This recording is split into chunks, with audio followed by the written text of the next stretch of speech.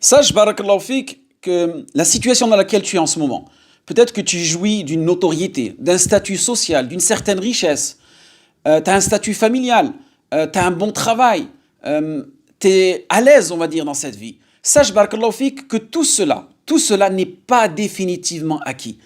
Et ceux qui en témoignent cela, regarde juste autour de toi, regarde ce qui se passe, regarde juste ces dernières années, même ces derniers mois, les coups d'État, les changements de décisions politiques, les tremblements de terre, les raz-de-marée, les incendies, tout cela nous explique en réalité que en une seconde, en un seul clic, que tout cela peut basculer, que tout cela peut se renverser contre toi. Tout ce que tu auras construit pendant 20, 30, 40 ans, ben tout cela, tu peux le perdre en espace de quelques secondes. C'est pour ça que je vais t'apprendre une invocation qui est très importante pour le musulman. Car on va être éprouvé. C'est une sunna kaouniya. C'est-à-dire c'est une règle universelle. Mais on va demander à Allah subhanahu wa ta'ala de ne pas nous éprouver. De ne pas nous éprouver dans notre foi.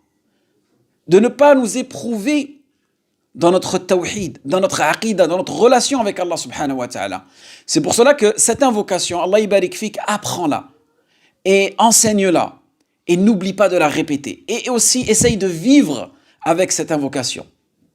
Allahumma la taj'al musibatana fi dinina wa la taj'al ad-dunya akbara hammina wa la mablagha ilmina. Je répète, Allahumma la taj'al musibatana fi dinina wa la taj'al ad-dunya akbara hammina. On demande à Allah subhanahu wa ta'ala, que si on doit être éprouvé, que si une grande perte doit arriver, qu'elle ne soit pas liée à notre foi. On demande à Allah aussi, à Allah subhanahu wa ta'ala, que cette vie terrestre dans laquelle on est ne soit pas notre plus grand souci et qu'elle ne soit pas aussi le terme de notre connaissance.